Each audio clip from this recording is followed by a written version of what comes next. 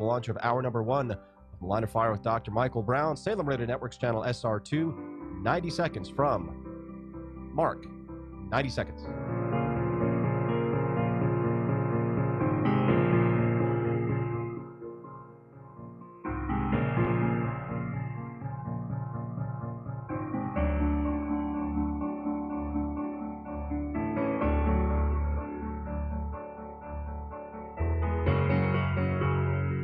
And stations, is now 1 minute before the start of hour number 1 of The Line of Fire with Dr. Michael Brown.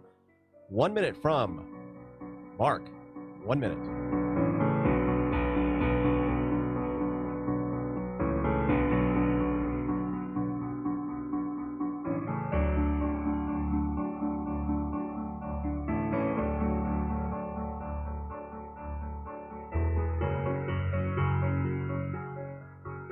And stations, now the final time check before the start of hour number 1 of The Line of Fire with Dr. Michael Brown. 30 seconds until hour number 1 from Mark. That was our final verbal time check for The Line of Fire with Dr. Michael Brown. We'll have a long tone at 10 seconds before, followed by a short one at 5 seconds. Have a great afternoon, everybody.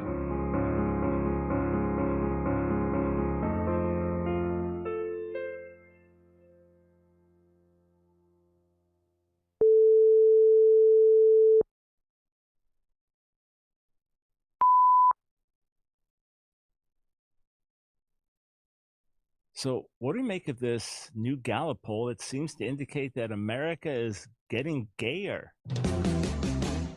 It's time for The Line of Fire with your host, activist, author, international speaker, and theologian, Dr. Michael Brown, your voice of moral, cultural, and spiritual revolution. Michael Brown is the director of the Coalition of Conscience and president of Fire School of Ministry. Get into The Line of Fire now by calling 866-34-TRUTH. That's 866-34-TRUTH. Here again is Dr. Michael Brown. Well, what do we make of this poll? Gallup poll indicates that the highest rate ever in their polling history, younger adults identifying as gay or lesbian or bisexual or transgender. Is that because there's an environment now where they can come out and be more free? In other words, always been there, hidden under the surface in the closet, so to say, but now the environment in America is such that they can just come out more clearly? Or is it something else? Is it indoctrination? Is it media bombardment? Is it confusion? We'll sort that out today, among other things. Welcome to The Line of Fire. This is Michael Brown. And here's the number to call, 866-34-TRUTH, 866-348-7884. And I want to put out a few questions for you. If you're a parent, would you say that your kids, let's say they're in public school, if they are, that as you've interacted with them, that you have come across things that you'd have to call LGBTQ propagandistic teaching? In other words, emphases in the school, classes in the school that are telling your kids, you have to accept this, you have to embrace this, little children being read stories about two moms or dads, that kind of thing. How often do you run into that? It's one thing. If you're a younger person, maybe teenager, maybe you're in college, young adult, what kind of pressure would you say is on you to conform, to accept talking points of LGBTQ activism, or just someone in the workplace in general? What are you running into? 866-348-7884. Let me say up front that Jesus died for all human beings the same. Gay, straight, however someone identifies, Jesus died for all human beings the same. In addition to that, all of us, every human being, we are all created in the image of God and yet fallen. So every one of us, no matter who we are, whether we're raised in a Christian home, a Buddhist home, an atheist home, whether we've thought we were trapped in the wrong body, whether we're at home in our bodies, every one of us is created in God's image and yet fallen and by nature rebellious and needing redemption. And that redemption comes through the cross. So every one of us must be born again, born anew, born from above. And we are not talking about discriminating against people or hating people or mistreating people. We're talking about reality, and we're talking about how God made us and what God intended for us. I remember some years back reading comments on Amazon. It was a review to my book, either Can You Be Gay and Christian or A Queer Thing Happened to America. I think it was Can You Be Gay and Christian. And the gentleman said that not that long ago, he had watched his partner of over 40 years die, I think, in his arms, his gay partner. The man had recently come to grips with what was right and wrong in God's sight in terms of sexuality and relationship. And he said this, he said he didn't think that he was going to be able to change, that his desires would change, but he knew God did not want him in a homosexual relationship. And I remember in the review of my book, he said, look, even an atheist can see that men were made for women and women for men. In other words, biological compatibility, biological design, the way God set things up for human thriving is men with women and women with men. And then when you put a child in the equation, and the only way you get a child is through a male-female union, it still is the way it works, friends. There must be the male component and the female component biologically to produce a child. That child will do best in a loving home with mother and father. That is God's best for human thriving. But what do we do with these Gallup poll results? What do we make of them? Let's take a look and see what they have to say. And the headline was this, that 5.6% of Americans overall identify as LGBT, up from 3% a few years back, 4%. Now it's 5.6%. So the question is, how do we sort that out? So let's take a look. Those that are watching, you'll be able to see this. Otherwise, I'm going to explain this. So in 2012, the number was put at 3.5%. Those are Americans who self-identify as LGBT. Now, 2012 is not that long ago. 2012 is just a few years before the Supreme Court redefines marriage and the Obama administration lights up the White House in rainbow colors. So that's not that long ago. And this is an anonymous poll. But it's still only 3.5% of Americans identify that way. Now, you'd be shocked to know what general population thinks the numbers are. In other words, general population thinks the number is like 10 times higher than that. But that's the amount that identified. 2013, 3.6%. 2014, 3.7. 2015, 3.9. So it's little by little going up. 2016, 4.1. 2017, 4.5. Now a few years goes by, 2020 poll, 5.6. How did those numbers go up? Why are they going up? I asked the question again, is it because it's a more open society, a more affirming society, a more, quote, inclusive society, and therefore more and more people are identifying as gay or lesbian or bisexual or transgender? We scroll down to another chart here. Americans' self-identified sexual orientation. So among those who identify as LGBT, right? So these are those who identify as LGBT or Q, whatever other letter is in there. Among those, 11.7% identify as lesbian, so exclusively attracted to females as a female. 24.5% of that number of those who identify as gay or lesbian, 24.5% gay. Now look at this. 54.6% of those who identify as LGBT, bisexual. Bisexual is this a new phenomenon now that the numbers are so high? Why is that? Transgender, 11.3%, and then other, for example, queer, same gender loving, 3.3%. Now, among U.S. adults overall, with all the talk, with all the push, and all the look at how many and pervasive and all of this, still to this moment, those Americans, according to the Gallup poll, who identify as lesbian, right, that is the way that they would identify, 0.7%. You understand what that number is? That's well under 1 in 100, 1 in 140. Those who identify as gay, 1.4%. So that's less than 1 in 70. Bisexual, 3.1%. That's less than 1 in 30. Transgender, 0.6%. That, friends, that is less than 1 in 150 people. Let's look down at another chart here. Americans' self-identification as LGBT by generation.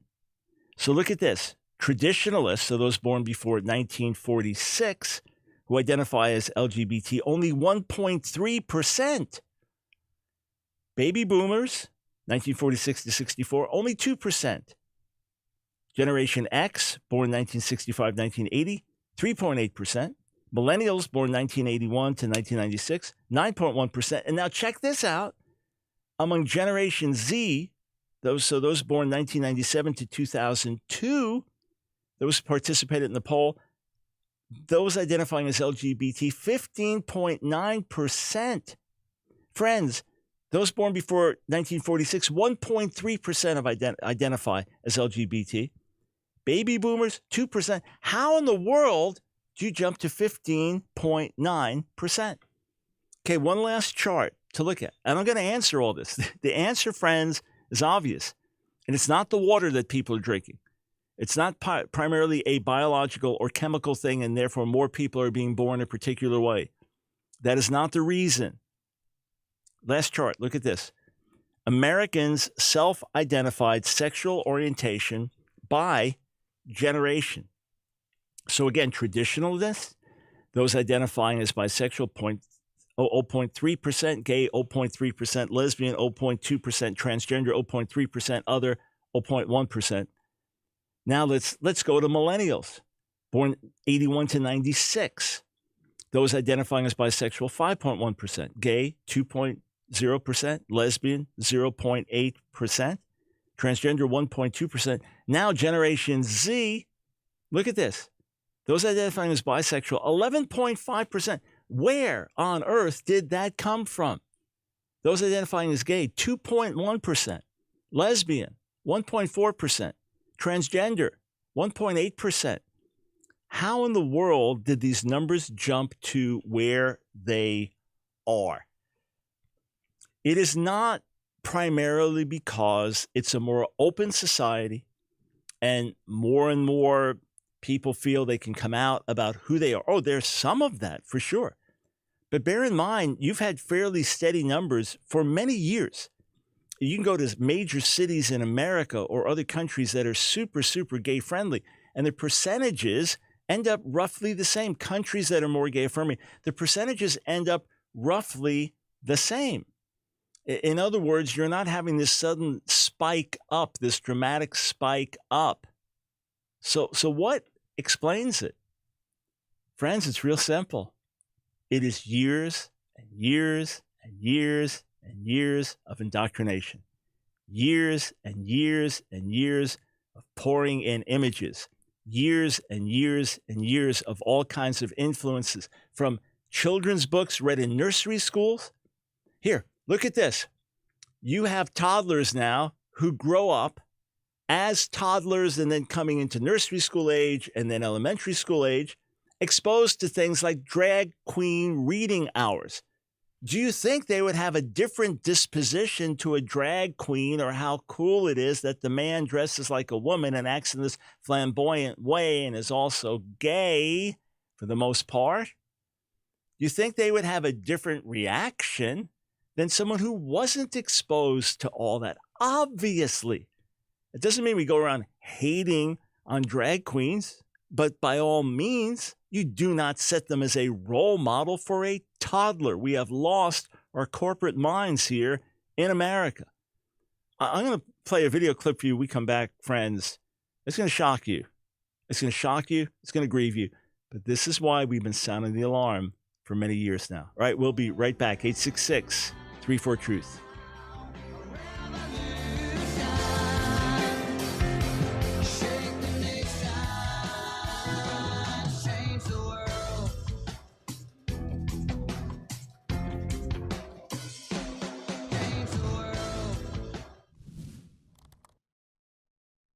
You know, throughout the Bible, there are visions where people see God. And it'll say, like Exodus 24, they saw the God of Israel. Or Isaiah 6, I saw the Lord. Or Ezekiel 1, he sees the Lord. And yet elsewhere, for example, John chapter 1, verse 18, it tells us this plainly. In John 1:18, no one has ever seen God. The only God who is at the Father's side, or the only Son, depending on the translation, who is at the Father's side, he has made him known. 1 Timothy 6 tells us the same thing, that no one has ever seen God, that he dwells in unapproachable light. But other verses say people did see God. John 1:18 really is the key. It is the Son who makes the Father known. No one has seen God, meaning in his unveiled glory. In his perfect and complete splendor, no human being has seen him or can see him. We would instantly die from the glory, from the presence, from the brightness. I don't care how holy, how devoted, how spiritual we are. We would drop dead in that holy, unfettered presence of God. The glory, the fire, the purity, the light would burn us up, so to say. We cannot see God and live. And yet, the Son, who is the radiance of the Father, he makes him known. That's why Jesus says in John 14, if you've seen me, you've seen the Father. So has anyone seen God, meaning in terms of his unveiled glory? No.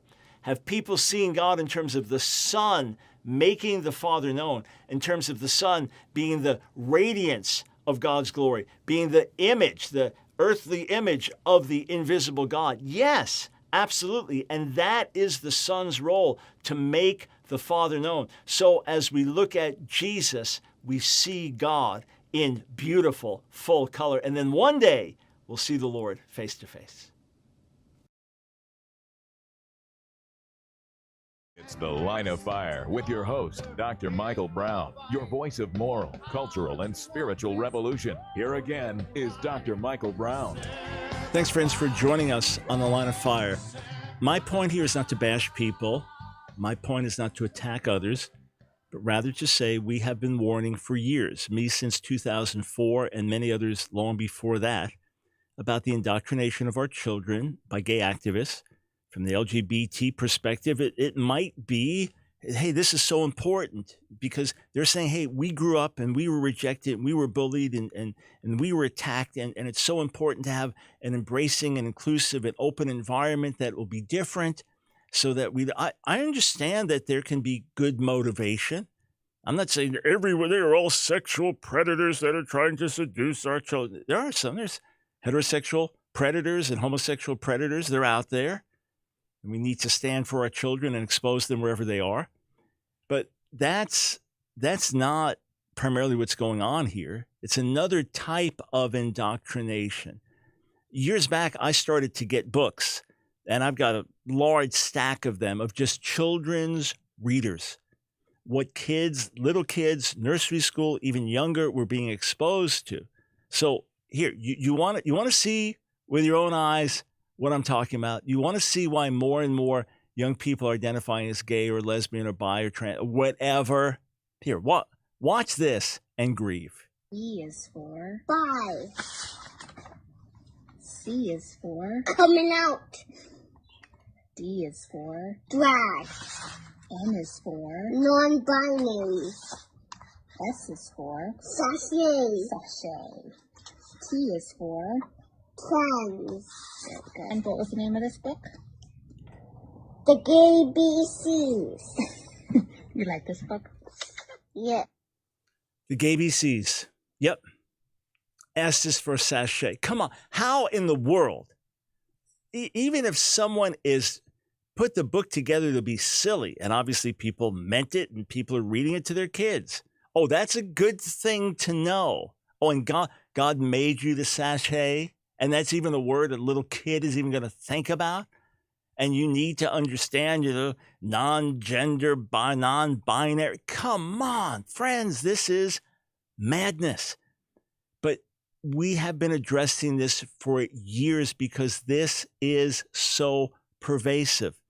And not just with our children's schools, but in Hollywood, TV, the constant bombardment, the constant exposure, the constant images.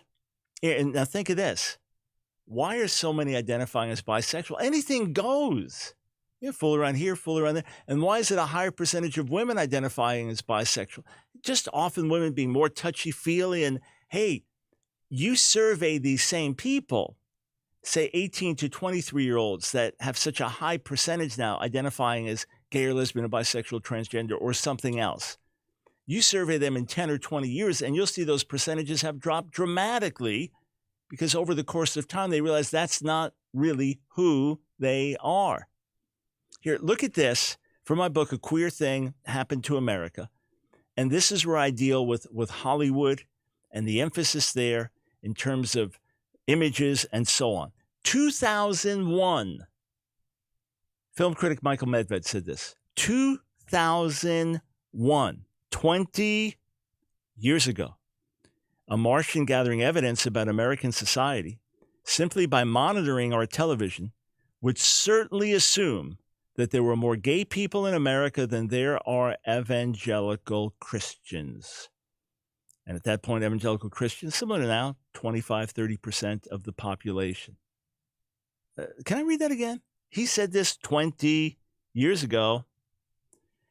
A Martian gathering evidence about American society simply by monitoring our television would certainly assume that there were more gay people in America than there are evangelical Christians. Okay, I'm going to come back to those quotes in a moment. But Gallup did surveys where they asked Americans in general, what do you think is the percentage? How many people do you think are gay in America? And some years back, probably 5 years or more back, people, 25, 30%, those were the guesses. Where'd they get that from? Was it that 1 in 3 or 1 in 4 people they knew, family members, friends, co-workers, schoolmates were gay or lesbian? No, it was the bombardment of media. It was what was portrayed and put forward day and night. And look, gay activists laid out the strategies in the 80s. They laid out the plan. They said, here's how we're going to do it. I mean, it's documented. And they did a brilliant job of changing people's perceptions. An absolutely brilliant job of doing it. I was with young people, high school, college age at the oldest. It was an apologetics conference in the Charlotte, North Carolina area, if I recall. And I would say it was within the last 5 years for sure, maybe within the last 3 years. And these were young people at an apologetics conference. And I asked them the question, what percentage of the population think is gay? And their answer was the same. They put it around 30% or higher. Where'd they get that idea? And these are solid Christian kids. Okay, let's look at a few more quotes. And I have these in my book, A Queer Thing Happened to America. Yale Kramer, writing in the American Spectator. So my book came out in 2011. These all are prior to that. Hollywood always rewards young actors for taking risks in the service of homosexual values. Then Elizabeth Taylor, if it weren't for gays, honey, there wouldn't be a Hollywood. And then how about this quote? This is from Michael Kinsley, The Quiet Gay Revolution, Time Magazine, June 14th, 2007. That's before Barack Obama was president. This was during the days of George W. Bush as president. 2007, 14 years ago, long time ago. And he said this, the debate of 14 years ago about gays in the military seems almost quaint. Kids grow up today with gay friends, gay parents of friends, and gay friends of parents. Kids are also exposed constantly to an entertainment culture in which gays are not merely accepted, but in some ways dominant. You rarely see a reality show without a gay cast member, while Rosie O'Donnell is a coveted free agent and Ellen DeGeneres is America's sweetheart. And then this was Scott Harris, Inside Movies, January 12, 2010. For a while now, kissing has been a popular pastime, but over the last few years, a particular subgenre has emerged as perhaps the hottest gimmick in Hollywood, girl on girl. You grew up watching that? You grew up seeing movies like that? Then young people get exposed to porn where it's anything goes. Is it any surprise that more identifies bisexual? And then Jarrett Barrios, president of GLAAD, which was originally Gay and Lesbian Alliance Against Defamation. I said it's really the Gay and Lesbian Alliance Against Disagreement. This is January 19th, 2010. He said it's not enough to be Will and Grace anymore. The benchmark is higher. That was 2010, friends. The comic books with gay superheroes, lesbian superheroes, trans superheroes. I documented this in depth in 2011 and even went through major gay activist talking points and just showed how they would occur, whether it was a TV series, a hospital series, or a cop series, or whatever, that the talking points would emerge. 1 in 10 is gay. Gay activists know that it wasn't true. Known that for years and years, but it was a good talking point. And it gave people idea, oh, we're talking about 1 in 10, therefore our attitude should be different. They'd just be weaved in there. Or you're born this way, you can't change. And then if you have an evangelical Christian, you know what to make of that. That person will be a bigot, a hypocrite, secretly living the opposite of what they claim, or maybe even involved in killing a gay person. I mean, just horrific stuff. That's the way it's portrayed. Friends, people learn a lot more from Hollywood, TV, and movies, and then they learn from the Bible these days, unfortunately. 866-34-TRUTH. Let's grab a call before our next break. Let's go to Stephen in Houston, Texas. Thanks for calling the Line of Fire. Hello? Hello, you're on the air. Hey, Dr. Brown, this is Stephen. Man, I appreciate everything that you're doing right now, and I enjoy your book, Go and Sin No More. But I just want to ask you a question. I mean, I agree with you 150% when it comes to the indoctrination of this homosexuality. And me personally, as a black man, I'm kind of sick and tired of seeing it throughout society being forced down our throats, especially in commercials where black men are being portrayed as this weaker vessel, but not trying to put it all on a race tip as well. But I also want to talk about how the churches, pastors who knew for a fact in their own hearts they were battling with this, refused to talk about this from the pulpit. And they never actually choose to the people who probably could have been struggling with the same thing, but try to save face. They didn't speak about it, which to me is detrimental because a lot of these people that go to church lack father figures. Yeah. And when you don't have dad at home to raise the son in the right way, what else are they going to be soaked up into other than the femininity of their mother? And of course, what goes on in media and at school, they indoctrinate all the darkness of what Satan is trying to put in their hearts. I also think that, with this Equality Act going out with all these transgenders, a lot of people don't see the evil behind it because, I mean, we're coming to a time where, man, I don't have kids yet, but when I start having kids, my kids are going to have to ask their future spouses, man, were you born a woman? Were you born a man? It's sad, you know what I'm saying? Because I feel for these people, but at the same time, as a Christian, I don't feel like, why do I have to give into this and break my morals and break my beliefs and break my relationship with God just to be accepted? And yes, I have to be loving and caring and reach out to these people. I'm not going to come up on here and say I hate gays and lesbians because I really don't. So please, whoever's listening, don't think that. But I will say this, that the church is being attacked in a way that right now it's to the point where the power of the church is kind of seeing pretty light right now. Yes, Stephen, listen, we got a break. I want to respond to your comment on the other side of the break, but you have nailed some critically important issues, man. We're going to come back to them on the other side of the break. Thank you for the call, sir.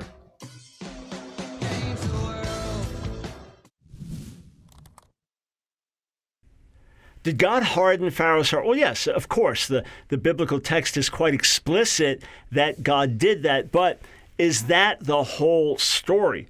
Did Pharaoh also harden his heart?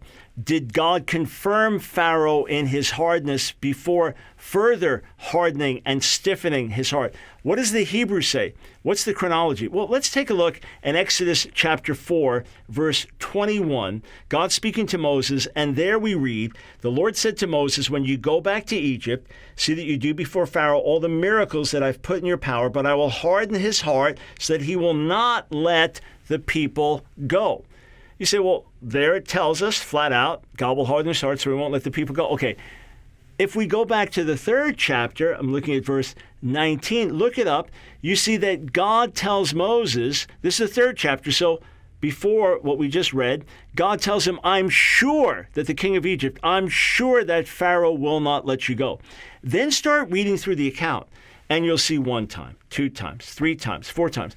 over and over. And Pharaoh hardens his heart. Pharaoh hardens his heart. Pharaoh hardens his heart. Pharaoh hardens his heart. In other words, his will, his sin, his evil, his stubbornness. This is the very reason that God raised up a wicked man to be in that position at that time. All right, he didn't raise up a God-fearing man and then harden his heart and turn him away. He didn't raise up a humble man looking to the Lord for help and then harden his heart and turn him away. Rather, he raised up a wicked man with a wicked heart, and Pharaoh over and again says, no, no, no, no. His pride, his rebellion, no, no, no. Then the first thing it says is that God strengthens his heart. That's the first Hebrew word that's used for harden. Okay, it is literally to strengthen. So God now, as Pharaoh's reaping what he sows and God's bringing judgment on him, he's strengthening him in his own sinful resolve.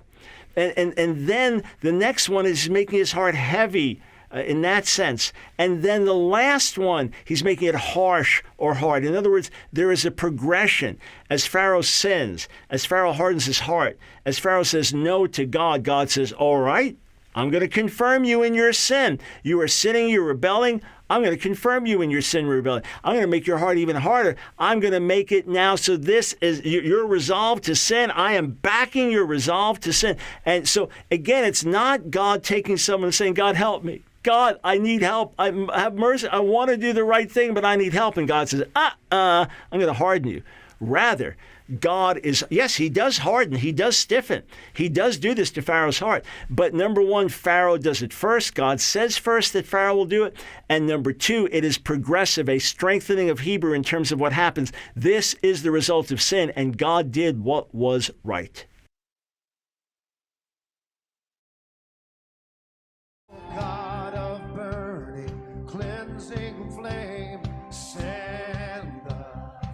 It's The Line of Fire with your host, Dr. Michael Brown. Get into the Line of Fire now by calling 866-34-TRUTH. Here again is Dr. Michael Brown. Thanks, friends, for joining us on The Line of Fire. As we reflect on data from a new Gallup poll that indicates a real spike among Generation Z young adults, so about 18 to 22, 23-year-olds, who in very high numbers, much higher than ever before, identifying as gay, lesbian, bisexual, transgender, especially bisexual. And I'm quite sure it's not because suddenly all these people realize that we're born bi. No, it's not that you're born bisexual. It's that it's an anything goes culture. It's that the image of, especially having a higher percentage of females saying this, it's the image is girls kissing girls and all of this. It's the influence of porn in this society. It's the ongoing indoctrination of children. That's why you have this phenomenon. And hey, it's cooler to not just be straight. You got to break some of the boundaries. Stephen from Houston, right before the break, made a few important comments. One is there has been a wholesale failure of church leaders across America to address LGBTQ issues for many years now. I know it because when God started burdening me 17 years ago to address these issues, people thought, what are you doing this, Mike? You're wasting your time, man. What kind of tangent is this? As if this was something that I wanted to be writing about and researching and interacting with so many painful stories and just sitting, listening to people talk and just crying as they talk because you feel their pain and you're hurt by the fact they feel rejected and hated by the church. And you know God has a better way for them. So I would speak and address these things. People didn't want to hear it, deny the importance of it. And then for years now, people saying, please come and speak on this in our church. We need help.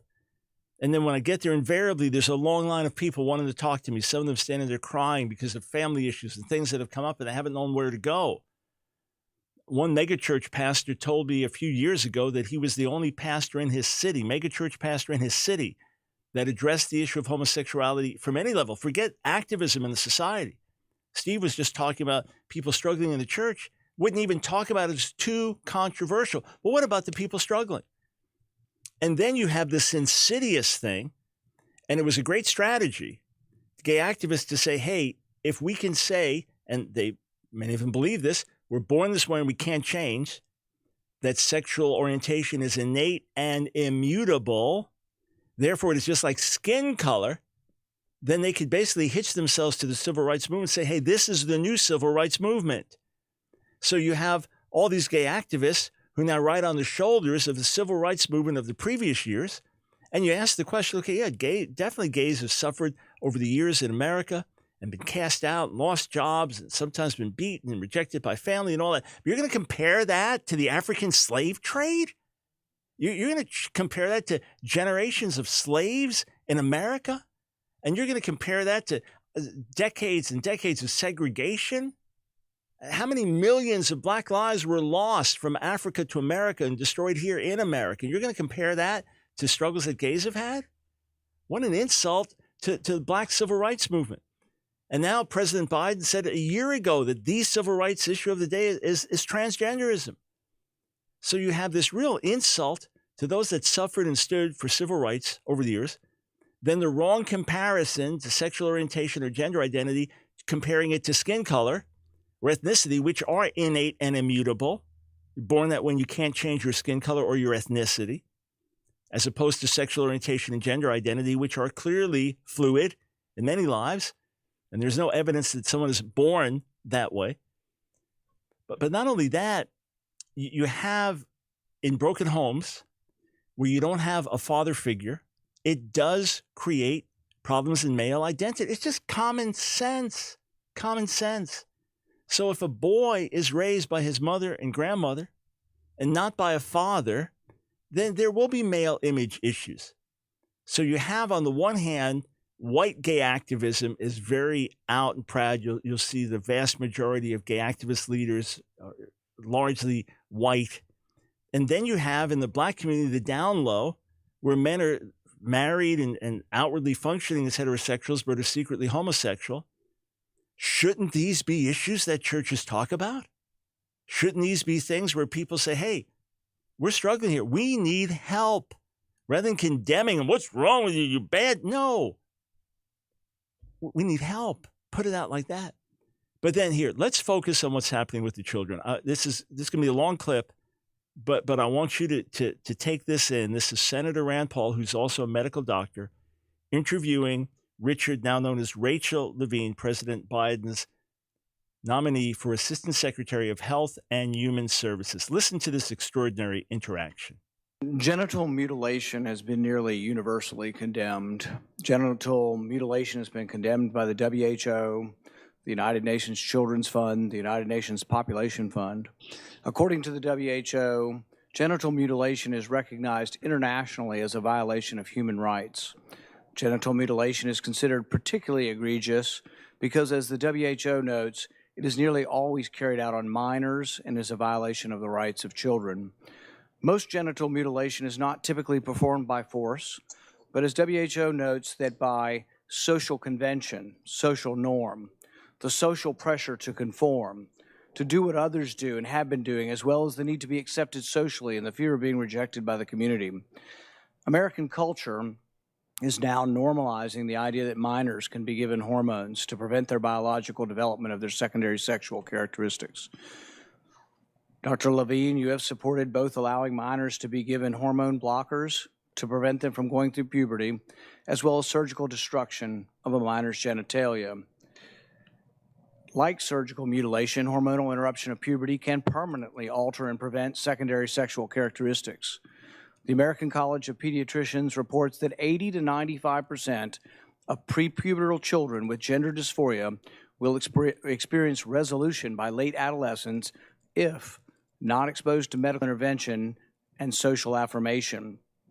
Dr. Levine, do you believe that minors are capable of making such a life-changing decision as changing one's sex? Well, Senator, thank you for your interest in this question. Transgender medicine is a very complex and nuanced field with robust research and standards of care that have been developed. And if I am fortunate enough to be confirmed as the Assistant Secretary of Health, I would look forward to working with you and your office and coming to your office and discussing the particulars of the standards of care for transgender medicine. The specific question was about minors. Let's be a little more specific since you evaded the question. Do you support the government intervening to override the parent's consent to give a child puberty blockers, cross-sex hormones, and/or amputation surgery of breasts and genitalia? You have said that you're willing to accelerate the protocols for street kids. I'm alarmed that poor kids with no parents who are homeless and distraught, you would just go through this and allow that to happen to a minor.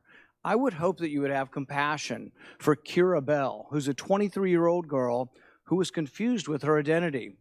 At 14, she read on the internet about something about transsexual. She thought, well, maybe that's what I am. She ended up getting these puberty blockers, cross-sex hormones. She had her breasts amputated. But here's what ultimately she says now. And this is a very insightful decision from someone who made a mistake but was led to believe this was a good thing by the medical community. I made a brash decision as a teenager, as a lot of teenagers do, trying to find confidence and happiness, except now the rest of my life will be negatively affected, she said, adding that the medicalized gender transitioning was a very temporary, superficial fix for a very complex identity issue. What I'm alarmed at is that you're not willing to say absolutely minors shouldn't be making decisions to amputate their breast or to amputate their genitalia. For most of our history, we believe that minors don't have full rights and that parents need to be involved. So I'm alarmed that you won't say with certainty that minors should not have the ability to make the decision to take hormones that will affect them for the rest of their life. Will you make a more firm decision on whether or not minors should be involved in these decisions? Senator, transgender medicine is a very complex and nuanced field, and if confirmed to the position of Assistant Secretary of Health, I would certainly be pleased to come to your office and to talk with you and your staff about the standards of care and the complexity of this field. Let it go into the record that the witness refused to answer the question. The question is a very specific one. Should minors be making these momentous decisions? For most of the history of medicine, we wouldn't let you have a cut sewn up in the ER, but you're willing to let a minor take things that prevent their puberty, and you think they get that back? You give a woman testosterone enough that she grows a beard, do you think she's going to go back looking like a woman when you stop the testosterone? You have permanently changed them. Infertility is another problem. None of these drugs have been approved for this. They're all being used off-label. I find it ironic that the left that went nuts over hydroxychloroquine being used possibly for COVID are not alarmed that these hormones are being used off-label. There's no long-term studies. We don't know what happens to them. We do know that there are dozens and dozens of people who've been through this who regret that this happened and a permanent change happened to them. And, you know, if you've ever been around children, 14-year-olds can't make this decision. In the gender dysphoria clinic in England, 10% of the kids are between the ages of 3 and 10. We should be outraged that someone's talking to a 3-year-old about changing their sex. I can't vote for you if you can't make a decision. Thank you so much, Senator Paul. Hey, friends, we've been shouting this out for years. Thank God for what Senator Paul did. And look, during the campaign for president, Joe Biden was asked a specific question and said he was fine with an 8-year-old. If an 8-year-old wants to make the decision to transition, that's fine. Friends, this is, as Dr. Paul McHugh said, Dr. Paul McHugh, famous head of the psychology department at Johns Hopkins University for many, many years, and the man who helped ban sex change surgery from Johns Hopkins University Hospital for many years until recently reinstated. I asked him before I was on the Tyra Banks show years ago what his view was. He said, child abuse. This is child abuse. Medical intervention in the development of a child, hormone blockers, surgery in particular, child abuse. You know who used that exact same term recently? None other than Dr. Ben Carson, when asked about these very same things. This is child abuse. This is madness. Parents say, oh, you don't know my kid was suicidal. You have no idea. They finally have peace and they're happy identifying as a boy or a girl, and being who they really are on the inside. And we're so happy to see them. Listen, I'm not saying it's an easy thing. I'm saying there is a better way. There is absolutely a better way. But the more our culture celebrates the Bruce Jenners, as Caitlyn Jenner and Jazz, the kid going through transition surgery, sex change surgery on TV, the more our culture celebrates that, the more child abuse there will be to this medical practice that should not be allowed at all. We'll be right back.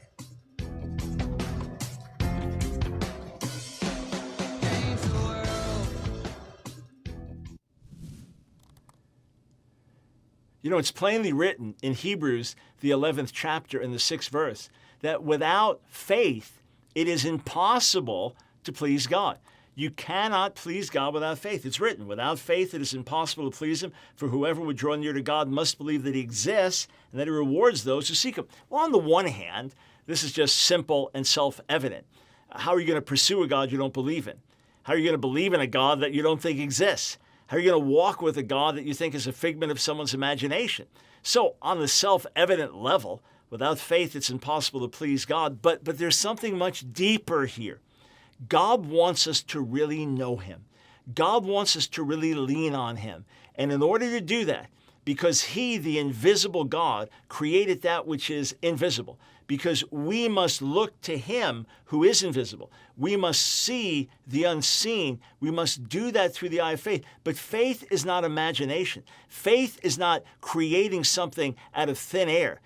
Faith is not making believe a God exists. No, faith is taking hold of the highest reality. Faith is saying, I believe God. We see the evidence of him in our own lives. We see the evidence of him in Scripture. We see the evidence of him in creation. And then we encounter him in a direct way, and he leads us and guides us and speaks to us. So in order to please him, we have to trust him. You can't love him. You can't know him. You can't develop a relationship with him without trusting him. So we put our trust in God, not in some imaginary being, but in the creator of the universe and our Redeemer. And as we do, and as we seek him earnestly and diligently, we watch him work and move and touch lives and change lives. And we see the reality of faith. Faith is taking hold of the highest reality, God himself, and putting our trust in him. Activist, author, international speaker, and theologian, Dr. Michael Brown. Your voice of moral, cultural, and spiritual revolution. Get into the line of fire now by calling 866-34-TRUTH. Here again is Dr. Michael Brown. Thanks, friends, for joining us on the line of fire. Listen, there are a few different issues we have. One, what does the Bible say about sexuality, about gender, about relationships, about marriage, about family, in terms of God's ideal and what is laid out, what is right, what is wrong? That's the first thing. The second thing is, how do we relate to those who identify as LGBTQ or whatever else? And I don't say whatever else in a derogatory way. I'm simply saying that once you open the door of different identities, you're going to get an endless number of different self-perceptions, hence the growing number of letters that are used over the years. So how do we relate to those who identify as LGBTQ, family members, friends, co-workers? And then what about when we are forced to relate a certain way? When our children are going to be subjected to things in school that we don't agree with, when you will be told how you must address someone at work, you must use a certain pronoun or name, where children or girls are going to have to compete with biological males in sports and things like that. How do we relate to these things? Or where a church is told you must perform a same-sex wedding. If you perform any weddings, you have to perform same-sex weddings. That's where the Equality Act would go. And by the way, as much as I warn about looking to Trump as some kind of savior figure, I voted for him, preferring him to Joe Biden. These are some of the very reasons, these policies of the left. Biden is not Satan. Trump is not Jesus. They're both flawed men who need the Lord to work deeply in their lives. All right, but votes have certain consequences, and these are some of the consequences. I'm going to go to your calls in a moment. But listen to what President Trump said at his CPAC speech on Sunday afternoon as he addresses this very issue about the Equality Act and where it would go with males competing with females. Joe Biden and the Democrats are even pushing policies that would destroy women's sports. A lot of new records are being broken in women's sports. Hate to say that, ladies, but got a lot of new records. They're being shattered. You know, for years, the weightlifting, every ounce is like a big deal for many years. All of a sudden, somebody comes along and beats it by 100 pounds. Boom, boom. Now, young girls and women are incensed that they are now being forced to compete against those who are biological males. It's not good for women. It's not good for women's sports, which worked so long and so hard to get to where they are. The records that stood for years, even decades, are now being smashed with ease. Smashed. If this is not changed, women's sports, as we know it, will die. They'll end. It'll end. What coach, if I'm a coach, I want to be a great coach. What coach, as an example, wants to recruit a young woman to compete if her record can easily be broken by somebody who was born a man? Not too many of those coaches around, right? They are around. They won't be around long because they're going to have a big problem when their record is, we're 0-16, but we're getting better. No, I think it's crazy. I think it's just crazy what's happening. We must protect the integrity of women's sports. So important. Have to. Yeah, absolutely right. Now, by the way, Donald Trump was proud of getting support from gay Americans, and Richard Grenell, whom he appointed as ambassador to Germany and then briefly on the cabinet, now talking about a potential run for governor of California. He's out and proud gay. And Peter Thiel, co-founder of PayPal, who spoke at the Republican National Conventions, in 2016 and 2020, I think, openly gay. So it's not like there's Donald Trump was the pristine, pure, righteous voice, and the change is going to have to come through the church, friends.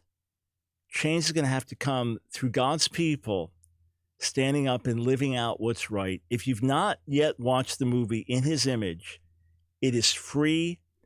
Get it, book it to watch as a church together with other resources. Watch it in your own home. It's absolutely free. And you'll see it's not bashing or attacking. It's full of the love of God. It's based on sound theology. It is eye-opening, full of compassion, amazing stories. Go to inhisimage.movie, inhisimage.movie, and watch for yourself. Just put in your email, and you can watch for free, as hundreds of thousands have already. Inhisimage.movie. All right, back to the phones. We go to Michael in Corpus Christi, Texas. Thanks for calling the Line of Fire. Hi, Dr. Brown. Can you hear me okay? Yes, sir. Good to talk to you again, Dr. Brown. I always like calling you. Thanks for putting up with me. Real quick, Dr. Brown, just a couple of things, sir. Just a couple of things. If it was up to me, I would send all the thugs, gays, homeless to North Sentinel Island. But anyway, another thing, when are you and Dr. James White going to team up and take on Matthew Vine? I've been waiting for years. When are y'all going to destroy that guy in a debate? Yeah, well, Matthew Vines has refused to debate either of us, been offered different times and different settings, has been asked to do it. And obviously we want to destroy his arguments and reach him with the truth of the gospel. He and I did a brief radio debate. So if you go to AskDrBrown.org, AskDrBrown.org, if you go there, or to our YouTube channel, Ask Dr. Brown, AskDrBrown, if you go there and just search for Vines, you'll see that we did a radio debate on Up for Debate, which used to be on Moody Radio. It was actually with Skype, so you could see us. You say, I thought you said he wouldn't do it. Well, what happened was he was asked to do a debate, agreed to do it, and then found out it was me, didn't want to do it for whatever reason, didn't want to do it. But as we know from people that were in a private Facebook group with him, he was told and agreed that it would be worse publicity to not do it than to do it. But you'll see he did not raise one single scripture, not one single scripture in support of his viewpoint, not one. And when he was challenging me, well, where are the sources from around that time that speak of homosexuality a certain way? I posted them immediately online the next day. It's just easy to do that, post them readily available. But as for wanting to round gays up and put them on an island or something like that, no, God forbid. We are, I appreciate just being honest, sir, but we're in a world full of sin, and it's in the church, and it's in the secular society, and there's all kinds of junk and all kinds of compromise. And if we're going to start separating particular sinners, before you know, there's going to be nobody left. So the wheat and the tares grow side by side until Jesus comes, and every one of us needs to receive the mercy and kindness of God. Now, if someone in our congregation, a member of our church, claimed to be following Jesus, was an openly professing Christian, and living in a unrepentant homosexual relationship or living in an unrepentant sinful heterosexual relationship, adultery, fornication, or a homosexual relationship of any kind that they were actively living and refused to repent. If they refuse to repent, then we excommunicate from the church. That we do. But others, we live in this world side by side, and our goal is to reach as many people as we can. All right, I've got time for another call. Let's go to Yvette in Miami, Florida. Thanks for calling the Line of Fire. Hi, Dr. Brown. So I was just calling because I did see kind of the title of today's conversation, and I found it very, very interesting. And the person who I spoke to earlier, it was just kind of like also understanding that hypersexuality and how America has kind of like, baby this monster, and now we're dealing with homosexuality. I think it's really important for churches to be aware that, kind of like allowing things to go unsaid allows sometimes for these big monsters to come out and rear their heads at us. Yeah, in other words, just having a society that in general is hypersexualized. So from our decades of scantily clad women on magazines, I'm not blaming the women. This is the culture, right? So Right. So you check out of a grocery store, right? And there you've got, this is decades, that constant bombardment, sexual images, sexual themes in movies and TV constantly. So of course, where you're going to have, and obviously the biggest sexual issue in America is going to be heterosexual because of the vast number of heterosexuals. So heterosexual porn and all the other things. And then with that, of course, you're going to have dulling of senses. And with that, of course you're going to have more experimentation. And then with that, you're going to have other agendas that rise up and try to push in our society. So yeah, it's a larger issue for sure. And you're right to draw attention to it.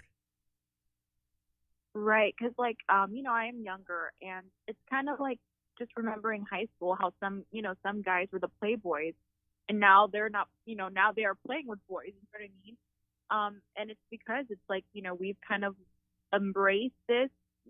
God has always called for purity. God has always called for modesty. Yeah. And sometimes we as Christians, we overlook these things. And Absolutely. now, we're kind of dealing with, unfortunately, definitely like, revelation is coming to pass as well as like time gets nearer to like, the end times, I guess you can say. Yeah, but I'm just gonna jump in only because I have a few seconds. And look, things can also be cyclical.